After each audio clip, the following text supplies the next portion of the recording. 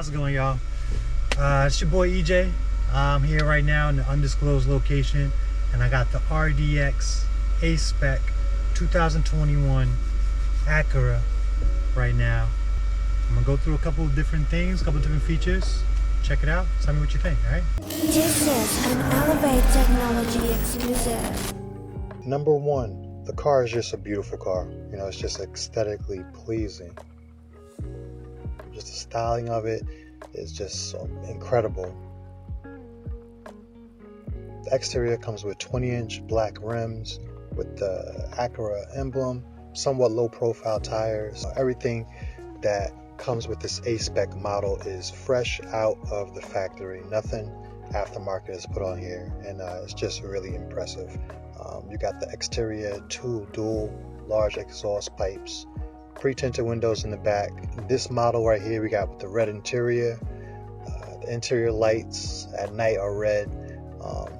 I installed the aftermarket Acura door entry projection lights. When you get to the infotainment, interior, this whole thing is just impressive. All right, number two, the maintenance. It really won't cost you that much to fix. Acura is the high end of Honda, which is a Japanese car, so all of the parts you'll be able to find relatively cheap. And if you're kind of handy, you'll be able to jump in there and fix whatever you need to fix. Number three, heads-up display. Heads-up display is incredibly important and kind of like a futuristic type of feature. The advanced model has the head-up display, but this model right here, the A-Spec model, does not have head-up display. So I went in the aftermarket and I picked up one from Amazon. It wasn't too expensive, but I like it. I didn't want to put it right in the middle of the dash because it kind of obstructs your view and you can kind of see it sticking up. So I decided to put it behind the infotainment screen, and so it's kind of hidden. So the only thing you really see is it when it reflects off the front windshield. So I thought that was important. Number four, this is a knock on this vehicle. No digital speedometer anywhere. Not on the dashboard, not on the infotainment system anywhere, nowhere. You have cars 10, 15 years ago that have had digital monitors or digital meters somewhere. So that's like a big adjustment for me. And then to go back to having to look down and try to figure out what speed you're going, it's just kind of like a huge stopping point. Number five, no touch screen. The display is out of reach, which isn't so bad, but it has the convenience of this touchpad. So the touchpad will mirror exactly where you put your fingers on the touchpad. You'll be touching that part on the screen. But I did notice when using Android Auto, it didn't work that exact same way. Instead of putting your finger where you want to press on the screen, you need to swipe in that direction to move the selector around the screen. And it's probably the same way with Apple CarPlay. So number six, the moonroof. This thing I just love. It really brings in a lot of light inside the interior of the car. It goes back about halfway, so not as far as you would like on here, but I just love it. It's quick, easy. It brings in a lot of light into the interior, kind of brightens it up. I love drones, so it's easy for me to deploy my drone from the top of the car. Yeah, I just love that.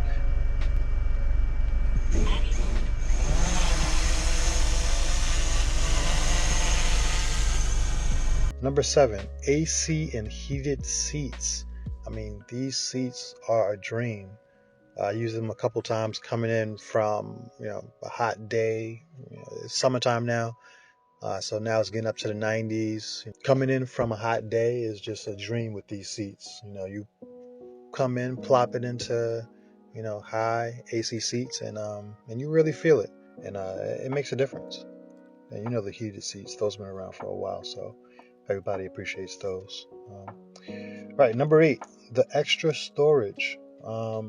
This is a mid-size SUV, so this isn't bigger end of SUVs.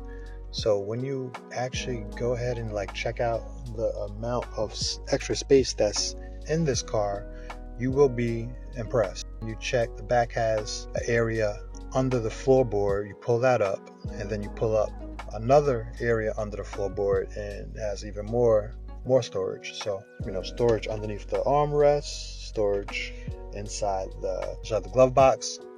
Number 9, USB ports. So there's 4 USB ports. There's 2 in the front, 1 over here underneath the middle console, and then another one right underneath the display.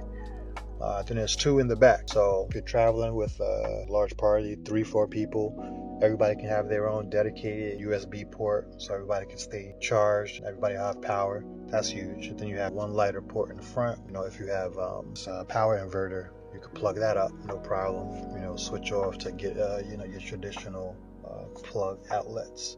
So that's great. Number 10, the speakers. 16 total. ELS Studio 3D. So ELS is actually a studio engineer, and he designed the speakers to sound like speakers inside of an actual recording studio. So when you're in here, you can really hear the difference. There's speakers on the ceiling, 2 in the front, 2 in the back, speakers on all the doors, the speakers on the actual dashboard, and the A panels on both sides. So I believe there's even speakers all the way in the back. Yeah, there's speakers all the way in the back, like behind your ear, in the window there. So this thing is loaded out with speakers, and you hear it. You hear the difference, man. Number 11 is gonna be the actual Acura app. It's pretty interesting. Has a lot of different features on the app. You could do the odometer reading, so you always know how many miles you have on the car at any given moment.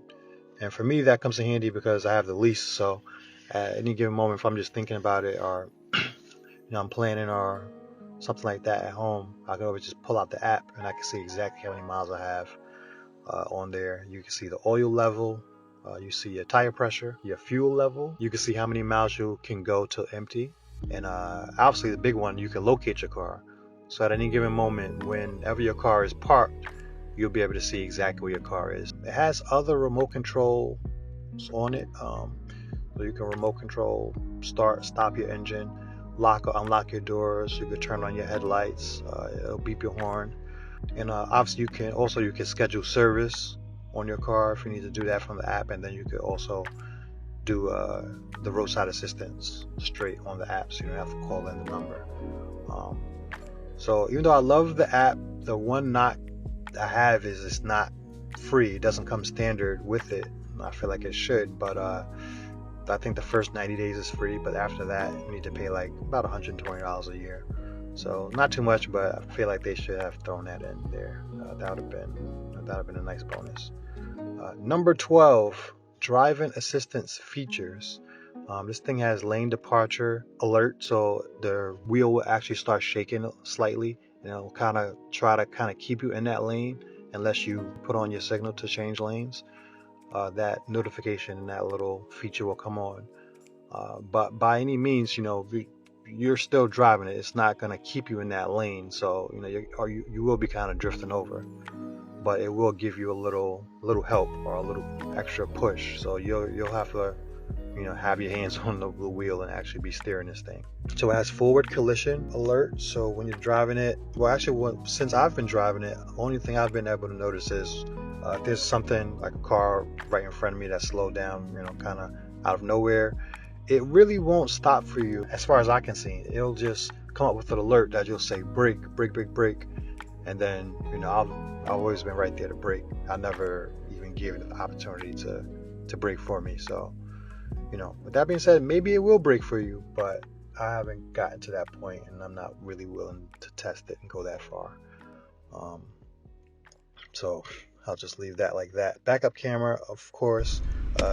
One interesting thing is it has different camera angles.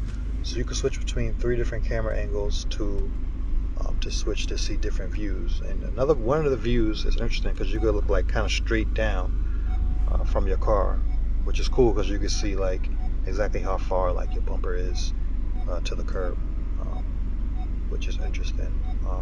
So it also has adaptive cruise control. So with this feature, it has the capability to go with the traffic flow. So if the traffic flow is going fast, as long as you have it set to above that number, say it's just going 70, it'll cruise 70, no problem. But if the person in front of you slows down, it will see that and your car will actually slow down as well. So but then if the car in front of you starts to speed up, then it'll go ahead and go speed up again. So it has cameras on the outside and monitors to be able to see and track the traffic flow and make adaptive, cruise control from there. So that's pretty impressive. Number 13, the acceleration. The acceleration is not as great as I would have expected it to be. When you put your foot down on the acceleration, I do find that you're kind of waiting for that acceleration to kind of like build up before you kind of like take off and really accelerate. Number 14, the brakes. The brakes are interesting because it's kind of like pressure brakes where you have to kind of press all the way down into the brakes to like get all the way to like the stopping point where you actually stop. This, you'll get to about halfway there and it's like you're kind of still going, and like you have to keep on pressing down to really get this thing to stop. So that's interesting, and should definitely note that when you're driving it, especially for like the first time. Number 15, the handling. The handling is pretty good. I really dig the handling. Up at high speeds, when handling it, it is a little airy.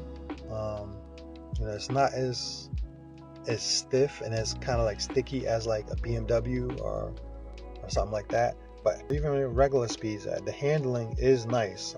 This model is the SH-AWD, which is the super handling all-wheel drive.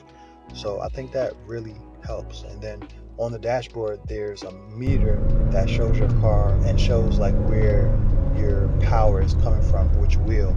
So that's an interesting thing that it shows, and kind of like while you're glancing at it while you're driving, it kind of shows you how your car reacts to to any given moment within the driving experience. Since you guys watched the video up until this point, I'm gonna give you a bonus. Number 16 is the driving modes. With this car, they have different dynamic driving modes, so you can switch between them and it'll give you a little bit different driving performance. So they have like snow mode, they have the comfort mode, sport mode, and sport plus mode. So all of them give you a little bit of a different driving experience. Sport. Check sport mode. 3, 2, 1.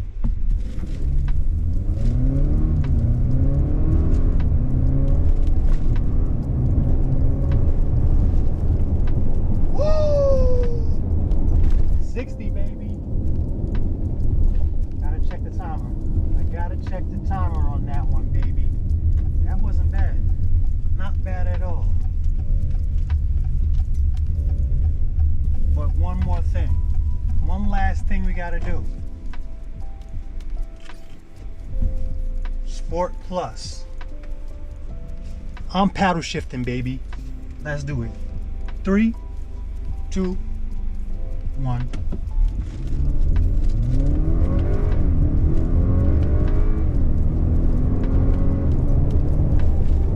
Woo! That's it, baby. You seen it. Saw your boy doing the paddle shifters. I was getting after it. Yes, sir. You really feel like you're in a different type of a car, different type of vehicle. You don't feel like you're in, some type of SUV that's boring, some type of family car. It really gives you the best of both worlds, and that's what I really like about this car. When you take inside and out, everything that's in here, everything that we broke down, between the styling and the features, it's one of the best cars out there. Definitely recommend it. Yeah, thanks for checking in. Get up with you guys soon, right?